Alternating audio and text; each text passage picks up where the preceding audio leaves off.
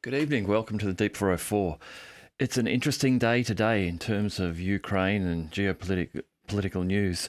The big news today is that Poland has announced that it will no longer supply weapons to Ukraine. Now, this is really quite a disaster for Ukraine, given its current situation where it's trying to shore up support as its offensive is failing. Poland has been one of Ukraine's largest and most strident supporters. There have been reports for many, many months that in many areas of fighting, there are large numbers of Polish mercenaries fighting with the Ukrainians. Poland has a bordering with Ukraine and then touching up near Belarus. It's a strategic NATO member and a strategic partner for Ukraine. For them to come out now and say that they are no longer going to supply weapons is a major deal. The Polish Prime Minister Mateusz Morawiecki has said that they will, actually I'll quote from what he said, which is, "We're no longer transferring weapons to Ukraine because we are now arming Poland with more modern weapons."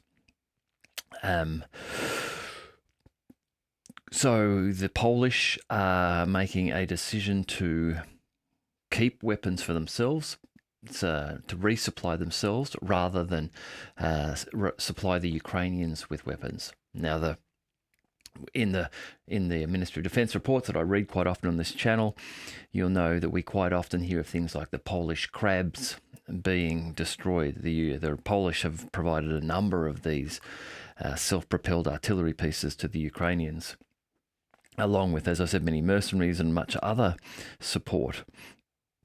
On the surface of this, the Polish are talking about the reason, perhaps, of this not happening being related to grain deals. It's amazing how central to this conflict grain is.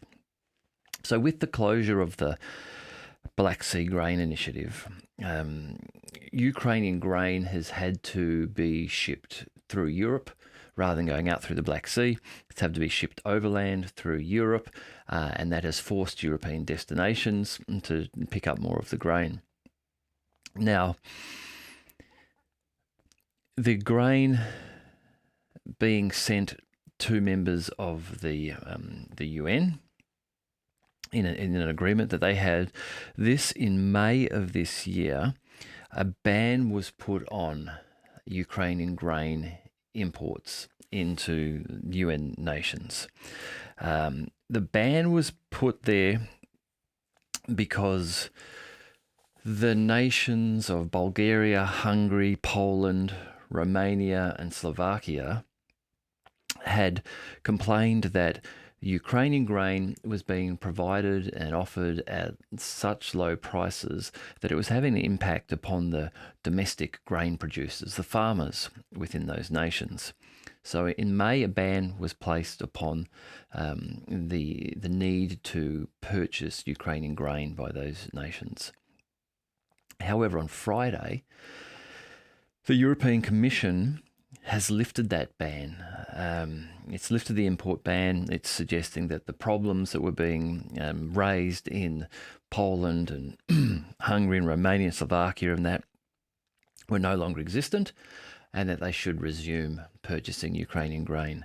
Now, those countries, Poland, Hungary and Slovakia, immediately stated that they would reject that and they would not resume purchasing Ukrainian grain.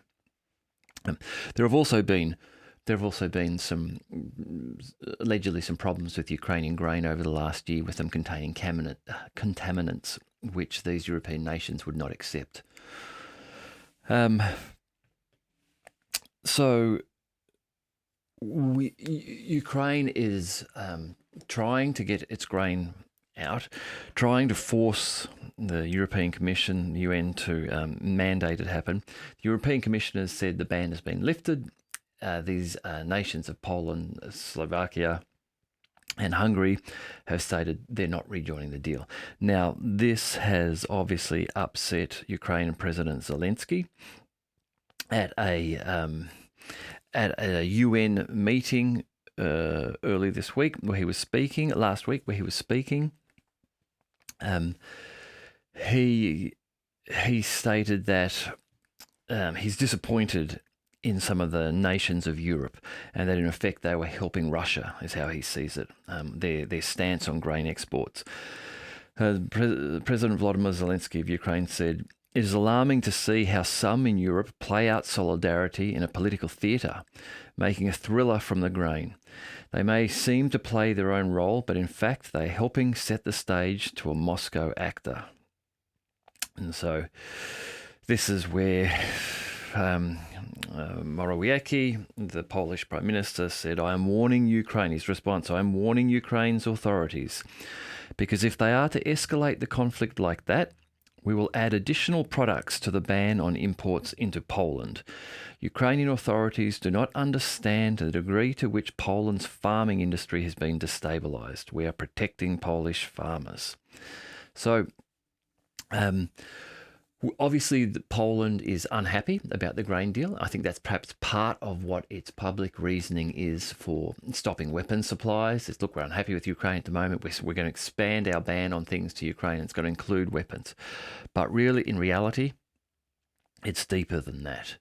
And I think that Poland has started to do the calculus and realizes that if it doesn't play its cards right, if things were to go badly and they were called into the conflict with Russia, that they would see themselves struggling in the same way that Ukraine is to be able to defeat Russia. The Polish army, while it is large, while it is modern, the Ukrainian army was large and modern when it started its conflict with Russia. The Polish armed forces will be in the same situation. They won't have wonder weapons that will suddenly dramatically change the tide. Their forces will need to fight through the same weather conditions, the same geographic conditions, against the same Russian air dominance, against the same Russian air defense systems, and against hardened, experienced Russian forces who have been fighting in Ukraine for over a year. So I think what we are starting to see here is pressure on Europe, the rejection by Bulgaria, Hungary, Slovakia. By Poland, Hungary, and Slovakia to resume grain imports from Ukraine. As members of the European Commission, this is showing a fracturing. It's not showing solidarity and a union between all those nations. Now, in Poland, the problem here is being exacerbated by the fact that Poland has elections taking place next month. So I think Poland is perhaps the first, because of the timing of its elections, is one of the first European nations where we are going to start to see a rapid turn away from Ukraine as they approach their elections. The public of European nations, as well as a lot of Western nations, and the US included, are suffering under high inflation. They're suffering under increased energy prices. And the people in Europe aren't stupid. They know where their tax dollars are going, that they're going to Ukraine. They know that military equipment and funding is very expensive. They also know that Europe's energy prices increasing is not what they want coming into a winter. Now, last winter in Europe was relatively mild. There's no guarantee that this one will be a mild winter. So the party, the government, the Law and Justice Party in power in Poland at the moment, have strong support from the farming base, the farming regions of Poland. So they will play to their base, as any political party does going into an election. And if they are sensing that their political base, the farmers, are likely to vote with their feet, go and vote for another party, if things don't change, then things will no doubt change in Poland. And this is what we're seeing today with this announcement that there'll be no more weapons going to Ukraine from Poland. How this will be interpreted by other NATO states, we'll wait and see. But I think for Poland to announce this, it will be a wake-up call to some of the other nations in NATO who are providing weapons to Ukraine. Now, I'm not saying they're all just going to give up on Ukraine, or that they should because Poland has done this. But I think they will look at Poland, who's been perhaps Ukraine's staunchest supporter in NATO, is considered to be one of the largest and most modern and powerful armies in Europe. If they are suddenly saying, we're not supplying weapons anymore, well, everyone knows what impact that will have on Ukraine's ability to fight. And so they themselves might start to look at that and think, well, why are Poland doing this? And then they themselves may start to pull back from that. So overall, it has been a bad week for President Zelensky and the Ukrainian war and offensive. The UN meetings did not go great for him. On his trip to Washington, this time he was not invited to speak before Congress. Now, last time he was there, he did get invited to speak before Congress, and we got all those pictures of him getting his Ukrainian flag signed by Nancy Pelosi and Kamala Harris and all of that. So all of that PR is not going to happen this time. And that's not going to happen for a reason. It's because the American administration is recognizing that its public too is turning away and has had enough of Ukraine and its tax dollars being spent there. And the politicians are reflecting that. If everything was the same and going really well, if the offensive was great and they thought that they could actually topple Russia, then Zelensky would be front and center at Congress, signing more flags and getting heaps of PR. We can see the tide is turning now. The Americans even are starting to look away from this, not want to be seen to be too boldly waving the Ukrainian flag right now as they're getting closer to that 2024 election.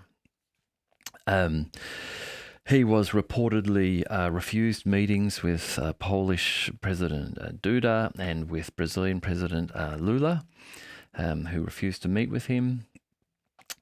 Even in Western media, we have seen a refutation of the Novka market attack, that missile strike. If you remember from just a few weeks ago, and we talked about it here on the channel too, there were reports of a missile strike on a Ukrainian market in Novka. Now, as soon as that strike happened, Ukrainian supporting Telegram channels and social media came out claiming that it was a Russian attack. It was just a brutal, heartless Russian attack. Interestingly, on that day, one Ukrainian channel, who also, I believe he also does some reporting for Bild, a German newspaper, he actually came out and said, hang on, this doesn't look right. He said the direction of travel of this missile indicates that it has come from Ukrainian-controlled area. Now, he was shouted down initially by the Ukrainian channels, but very quickly footage came out, and what the footage showed was a couple of interesting pieces of evidence. One of them was, as the missile approached, you saw people in the crowd look in a particular direction. They looked towards the incoming missile, and the direction they were looking was towards the Ukrainian-controlled area. Then, a little later in the day or the day after, footage came out which some eagle-eyed observer had noticed. As the footage was shown looking down the street towards where the explosion happened, in the roof, reflected in the roof of some of the cars on the street, you could see the missile streaking across through the sky, and that gave confirmation of the direction of travel of the missile, from which direction it was coming. Some people also commented that even from that view there, which is when it was blown up, it looked like a particular type of missile that they believed would have been a Ukrainian one. Anyhow, the New York Times has now come out with an article, and they are saying that this wasn't a Russian attack, that this was a Ukrainian missile, and something went wrong with the missile, misfire, whatever it may have been. So that's happened this week for Zelensky in Ukraine. There's no agreement on Ukraine receiving ATACMS missiles. There's no agreement from Germany on Ukraine receiving Taurus missiles. There's no agreement on Abrams arriving, or F-16s. They're both being delayed. The recruitment office in Poltava has been, information has been leaked where it admits to 80 to 90% losses of the troops that they have conscripted through there and sent to fight. And then finally, Michael Ashton Krillo, who goes by the name of Sarah Ashton Krillo, he dresses as a woman and has been the territorial defence spokesperson for Ukraine over the last few months in a video broadcast in the last week where he went on a rant, I guess you would call it, using strange terminology, talking about the Russians gnashing their teeth, but effectively threatening harm to Russian, he called Russian propagandists. Basically, anyone who wasn't supporting the Ukrainian narrative, he was saying, would be hunted down. Apparently, that has not worked out well for him. He's now lost his role and is undergoing some form of investigation. Now, exactly who's doing the investigation and to what depth I'll go to, I don't know. But anyhow, no, so it hasn't been a good week for President Zelensky and Ukraine in general this week. I want to talk a little bit about Armenia and Azerbaijan, and then after that I'll get to the daily Ukrainian battle upfront update. Now, Armenia and Azerbaijan, I'll just get to the map here. Can we see there? So this is a map actually provided by the Russian Ministry of Defense. The dotted line area around here, that is the Nagorno-Karabakh area. And the area which is red within this area here is an area where Russian peacekeepers are deployed. So Armenia and Azerbaijan, members of the Soviet Republic, gained their independence in the 90s, when the USSR broke up. The Armenian capital is Yerevan, and the Azerbaijan capital is Baku. Now, traditionally, Armenia has been friendly with Russia. Russia has provided protection. As we can see, there are Russian peacekeepers deployed in the Nagorno-Karabakh area. Now, Armenia, to the left of the map here, Azerbaijan to the right, but the Nagorno-Karabakh area is a region which is within the border of Azerbaijan, but is predominantly populated by ethnic Armenians. So this is similar to the Kosovo-Serbia situation, where there you have an area which is considered by some to be within Serbia, but it's predominantly Albanian people of Kosovo living in that area. Kind of similar problem here. The people of Nagorno-Karabakh, a separatist movement has been started. They've been looking to find autonomy and independence for some time. President Ilham Aliyev of Azerbaijan has they have recognised the area's autonomy.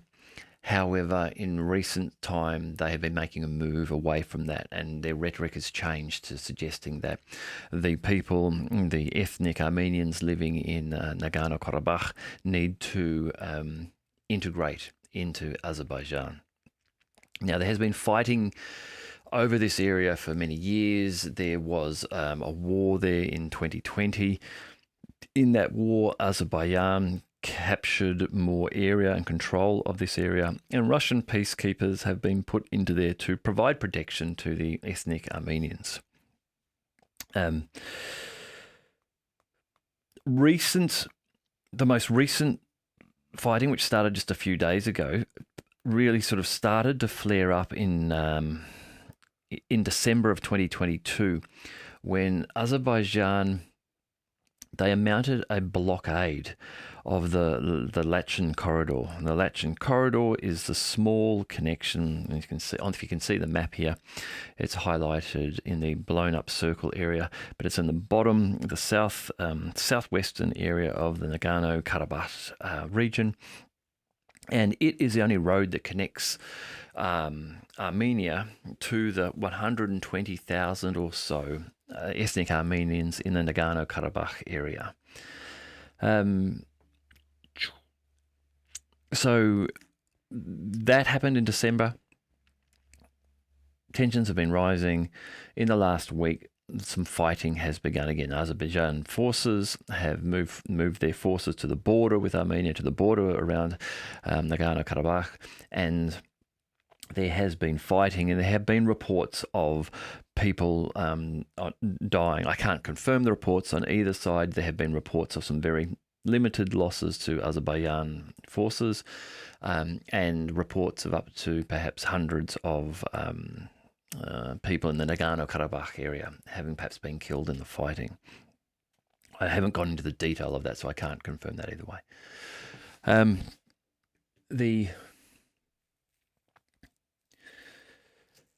The conflict is interesting because the Russians have traditionally been friendly with Armenia and have supported Armenia.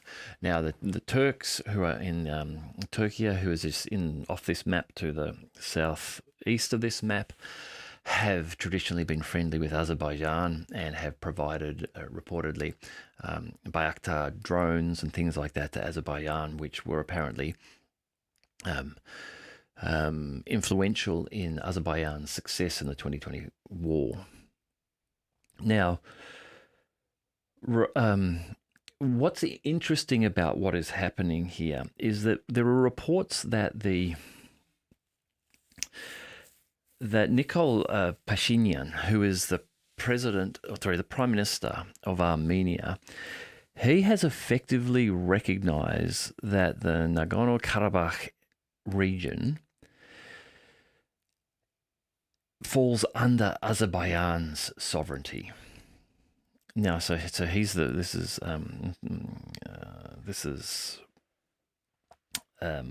Pashinyan, Armenian Prime Minister, has effectively recognized that Azerbaijan holds sovereignty over the area.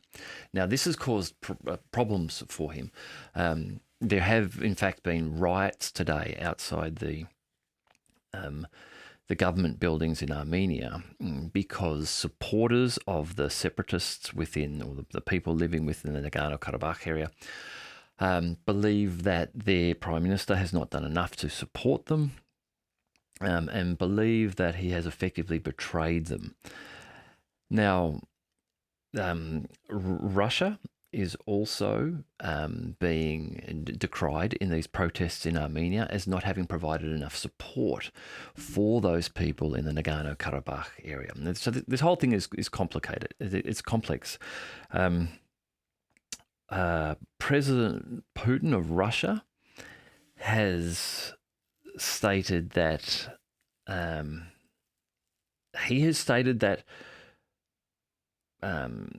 Yerevan, the capital, Yerevan in Armenia, have effectively recognized Azerbaijan's sovereignty over Nagorno-Karabakh. And he states that if Armenia has recognized that Karabakh is part of Azerbaijan, what should we do?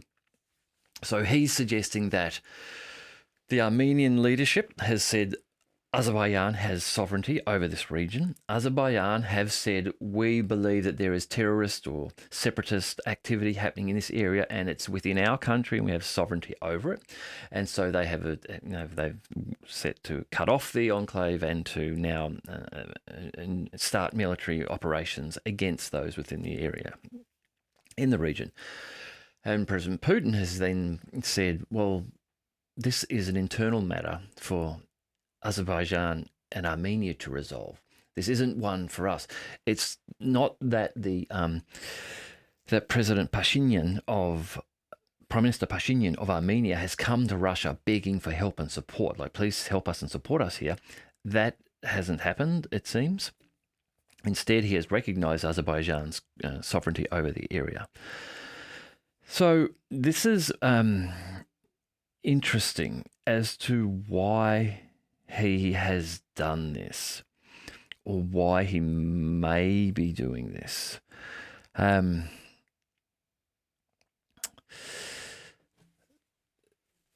The thinking is that due to the Ukraine focus that Russia has on Ukraine at the moment, that Armenia feels that they have been losing Russia's support, or not getting enough of Russia's support, and that they might be better served in strengthening ties with the West. And there have been some things which have happened recently indicating that Armenia are looking at doing that. Yerevan, the capital of Armenia, they have announced, they did announce, and they have begun combined military joint exercises with the US in an operation called Eagle Partner 2023. Now, that's a first off that they've done that with the US. The government of Armenia sent a package of humanitarian aid to Ukraine, and I guess that's sort of understandable. But interesting enough, it was reportedly delivered personally by the Prime Minister Pashinyan's wife, Anna Jacobian. And this ended up with her getting into a friendly photo opportunity with Ukrainian President Volodymyr Zelensky. So you can see how, given Russia's current position with Ukraine, that Armenia sending a care package, which is hand-delivered by the Prime Minister's wife and ends up with photos over the global press with them together being friendly, is a message from Armenia to Russia. But this is a risky game, I think, that Armenia is playing. Armenia is not a great and strong nation in terms of military capability. No, great nation, but in terms of military capability. And Russia has traditionally been their protector. Now, if they are strengthening ties with the West and with US in particular, and perhaps with other organisations, for example, they have welcomed European Union border monitors into the country and to help out with the dispute. And the EU has been involved in negotiations between Armenia and Azerbaijan to resolve their conflict. Also, the government in Armenia hired former NATO Secretary General Anders Fogh Rasmussen as a lobbyist. And in that role, Rasmussen has advocated for American security guarantees and European military aid. Earlier, 4th of September, Gunther Furlinger, chair of the European Committee for NATO Enlargement, called on Armenia to join the alliance. In his social media account, he said, "I call on Armenia to join NATO. Armenian Prime Minister Nikol Pashinyan, protect Armenia, President of the United States." So we can see how the West is very keen to strengthen ties with Armenia if it can deploy military and that sort of thing into this area, into the southern Caucasus regions, if it can strengthen its position with its military positions close to Russia. That's something which America and NATO expansion is interested in. Here we have someone from the European Committee for NATO Enlargement calling publicly for Armenia to join NATO and for the Prime Minister to protect Armenia. So many people are suggesting that this is the reason of why. So what has happened is today, this fighting that's been going on for the last week, when it's restarted, a ceasefire has been brokered by the Russian peacekeepers today. The ceasefire will see the Karabakh forces within Nagorno-Karabakh disarming. They will completely disarm and they will demilitarize all of their forces within that area. And this will then likely lead to the integration of those people into Azerbaijan. It's likely that the area of Nagorno-Karabakh will cease to be recognized as being autonomous by anyone, particularly by Azerbaijan, and that effectively Armenia will relinquish any involvement in that area. And so with this, by the way, just another hiccup too, apparently while the Russian peacekeepers were exiting an observation post, they came under Armenian fire or shelling, and that killed all of the servicemen. I think it was 8 Russian servicemen in the vehicle. Russia and Azerbaijan representatives are conducting an investigation on the site as to how it happened. Given that happened some hours ago and that hasn't resulted in major diplomatic outbursts, I think it must be considered as being an accidental activity, friendly fire event or something like that, and not a command from the military leadership in Nagorno-Karabakh to attack the Russian peacekeepers like that. But I guess we'll see once that investigation concludes. But at this stage, it looks like it must be being treated that way. But so that ceasefire is happening, and we will see perhaps the Armenia cutting loose Nagorno-Karabakh. And if this is the case, then Armenia does seem to be playing a very risky game, where it is either looking to move to the West for future support and protection. That in itself is risky, given where it is. Or it may be just trying to put some sort of pressure on Russia, like your boyfriend's not giving you enough attention, so you go out and kiss another guy just so that he gets angry and then comes back and gives you all the attention that you want. So maybe that's what's happening. That could be it. Armenia is wanting more support from Russia, not feeling like they're not getting it, like Ukraine's getting the focus of Russia's military at the moment. So maybe, I don't know. It's a little hard to decipher exactly what's happening. But at this stage, at least, it seems as though it has been resolved without flaring up into a full-blown conflict. If this ceasefire holds and this disarmament of the ethnic Armenians in Nagorno-Karabakh does occur, then I think effectively we will see that the conflict here will resolve itself at this stage.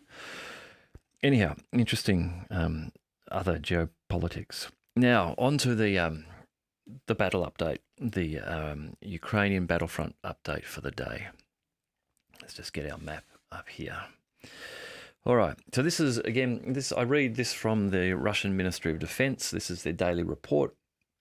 For those of you who may be new to the channel and consider it pointless to be reading the Russian Ministry of Defense because it would be pure propaganda, as I always say, look, take it with the amount of skepticism that you think is appropriate.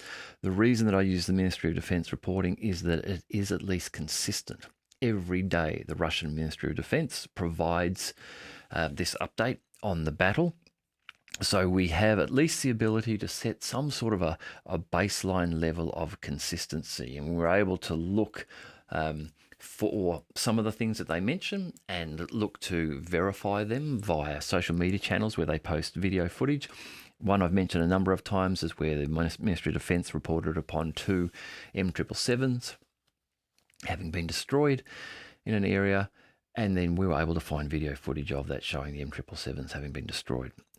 So while the numbers, particularly the numbers for the servicemen killed and wounded, may not be entirely accurate, we can, again, at least get an indication of when we see variation, when things might be happening. For example, in the Kherson region, we saw an uptick in the last few days, where reportedly the numbers were getting up to 60 to 80 Ukrainian soldiers killed or wounded in that area, where previously it had dropped off to around 20 or 25. So Again, we can seem to corroborate that with some of the geolocated video evidence that comes out by looking at what's reported each day in terms of video in those areas, and see an uptick of Russian strikes on the western bank of the Dnieper River around the Kherson region, which we could then correlate with an increase or an uptick in servicemen casualties. Also, in terms of the casualty numbers, the Russian Ministry of Defense has stated in the past that the way that they get these numbers is not through estimation, but it is through intercept of Ukrainian communications. I can't confirm that that is correct, but that is how they claim to be able to get these numbers on a daily basis. Anyhow, whoops. Let's start off in the Donetsk area. I've updated a little bit here. It's a very rough front line. You can see this blue line here through this Donetsk region. Ministry of Defense of Russia reports that in the Donetsk region, the Yug group of forces, supported by aviation and artillery, repelled 5 attacks by assault groups of the 3rd Assault Brigade, the 53rd and 110th Mechanized Brigades of the Ukraine Armed Forces close to Klishchiivka, Veseloy and Khmyk. The enemy losses were up to 175 Ukrainian troops, 1 tank, 1 armoured fighting vehicle, and 3 pickup trucks. In counter-battery warfare, Russian troops hit 1 US-made M777 artillery system, 1 Polish-made Krab self-propelled artillery system, and 1 D-30 howitzer. Now, in the Donetsk region, so this is here we're talking about through here from around Bakhmut, Klishchiivka, Adrivka, through this area, and then down to Donetsk itself. The reported numbers here are lower than we have seen in some days fighting over the last few weeks. 175 reported troop losses in the last 24 hours is less than some of the numbers are getting up into the 200s and 300s that we've seen of late. Now, some of this may be weather dependent if there's some rain happening, but this may also be due to the need for some of the Ukrainian forces who have been battling very, very hard in the Donetsk region around Klishchiivka and Andrivka in an attempt to find a way to be able to attack Bakhmut from the south. So this is Andrivka here and Klishchiivka here, trying to get up to Bakhmut. Perhaps with the heavy fighting that's been going on there, they're taking an opportunity perhaps to reconstitute some of their brigades and are taking a little bit of a tactical pause. I don't think that they would have changed tactics and been going back to using armoured vehicles in their attacks. And I say that purely because I think they were starting to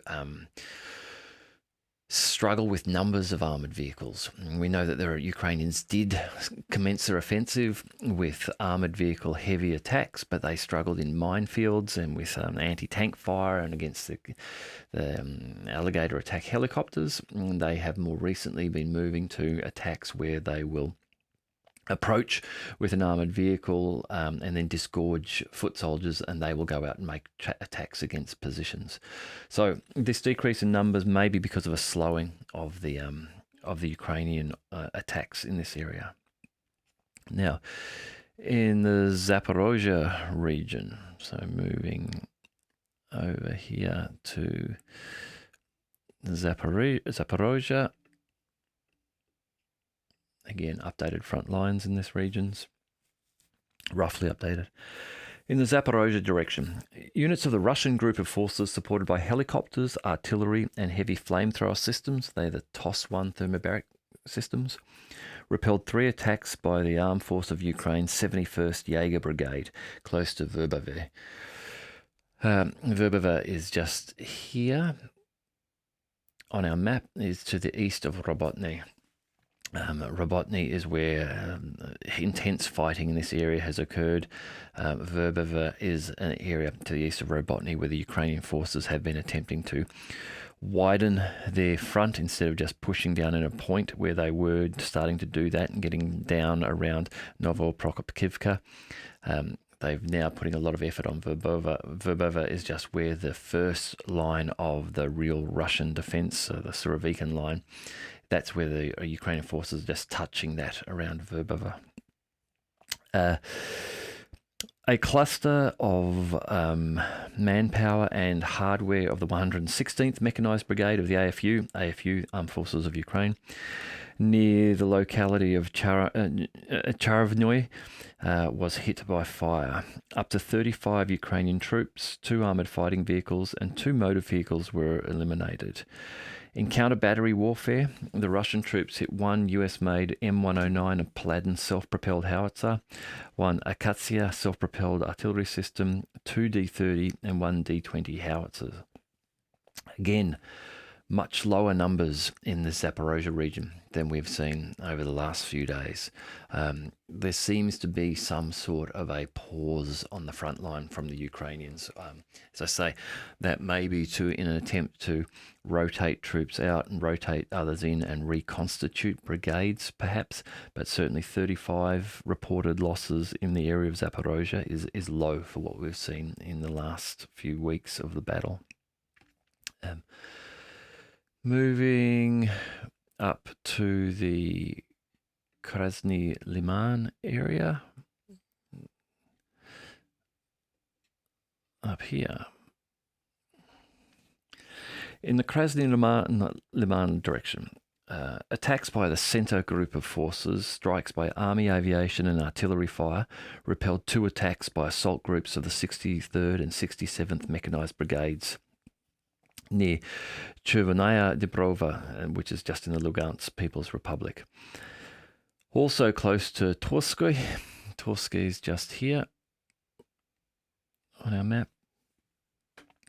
In the Donetsk People's Republic and the Serebryansky Forestry. So this is this forested area around here. The Russian troops inflicted fire damage on clusters of manpower and hardware of the 63rd Mechanized Brigade, the 12th Special Forces Brigade and the 5th Brigade of the Ukrainian National Guard. Up to 70 Ukrainian servicemen were killed and wounded, 2 armoured fighting vehicles, 2 pickup trucks and D-30 howitzers were neutralised. Moving now down here to the South Donetsk area.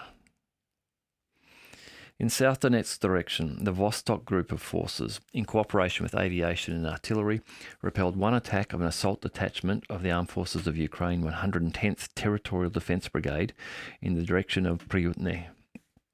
Pryutny is just here. This is Pryutny here, and this is Urozhaina here. In the Skuchny and Staromayorsk. And so this is the Varemka ledge, and this is where Ukrainians pushed down this ledge through along the river and have got down to just past Staromayorsk and have been attempting to get to Staromalinivka here. Again, they were starting to get into quite a point there where they were running the risk of the Russians pushing in from the top west and top east and cutting them off, and so they've looked to broaden out that front and hence the push towards Pryutny. Airstrikes and artillery fire defeated manpower and hardware of the 79th Air Assault and 72nd Mechanized Brigades of the Ukrainian Armed Forces close to Novomimhokalivka and Vladimirovka in the Donetsk People's Republic in this area. The enemy losses for the day totaled up to 135 Ukrainian servicemen killed and wounded, 2 pickup trucks and 1 M-Star-B howitzer. Now moving to the Kupiansk region up towards the north.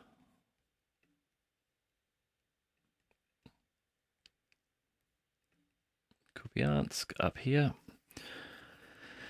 In the Kupiansk direction, the aviation and artillery of the Zapad group of forces inflicted fire damage on manpower and hardware of the 14th, 32nd Mechanized and 25th Air Assault Brigades of the Armed Forces of Ukraine close to Ivanovka, Rozovka and Berestove in the Kharkov and Lugansk People's Republics. Over 65 Ukrainian troops, 2 motor vehicles, 1 US-made M1097 Avenger anti-aircraft missile system were neutralised. In counter-battery warfare, the Russian troops hit 1 M09 Paladin self-propelled howitzer, 2 US M777 artillery systems, and 1 D-20 howitzer. An ammunition depot of the AFU 120th Territorial Defence Brigade has been obliterated close to Gadesht in the Kharkov region. In Kherson direction, so let me just move to Kherson now. Kherson down in the southwest area here, running along the Dnieper River.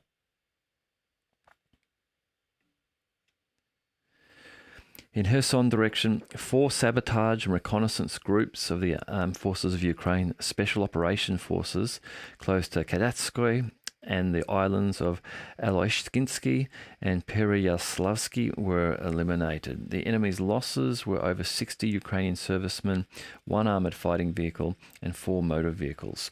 Also, 2 US-made M777 artillery systems and 1 D-30 howitzer were hit during counter-battery warfare. So overall, if I'm to summarize, it seems as though in the last few days there has been an increase in the offensive activities of the Ukrainian forces in the Kherson region, but a decrease in those regions from Zaparosa north. And that's at least in terms of the reported casualties to Ukrainian men killed and wounded in the fighting in the last few days. We see a sustained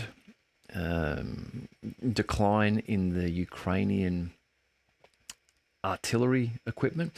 Now, Russian artillery is also being struck. There's video footage out there of Russian artillery being struck, being destroyed by Ukrainian drones and Ukrainian artillery and counter-artillery battles. But I would suggest that the geolocated video evidence of Ukrainian successful strikes on Russian artillery number far fewer than those videos of successful Russian attacks on Ukrainian artillery. And if this Ministry of Defence reporting is correct, then we are seeing sustained numbers of losses of between 10 and 20 artillery pieces per day on the battlefront. So that's anywhere between 300 and 600, maybe 500 pieces in a month. That's a lot of artillery to be losing. Also, there is reports in the last 24 hours that Russian fighter jets intercepted 1 Su-24 bomber of the Ukrainian Air Force close to Novka in the Nikolaev region. Now, the Nikolaev region is down near the Odessa area. The report doesn't indicate here if it was an attack on an Su-24 or just an interception. However, reporting is that a Ukrainian MiG-29 fighter jet has been hit by a drone strike at the Dolzhinstevo airfield in the Dnepropetrovsk region. And finally, that the air defence and electronic warfare systems and small arms fire intercepted 4 Storm Shadow long-range cruise missiles and 5 HIMARS and Smerch multiple launch rocket system projectiles. From the Ministry of Defence, they don't indicate where these Storm Shadow missiles were intercepted.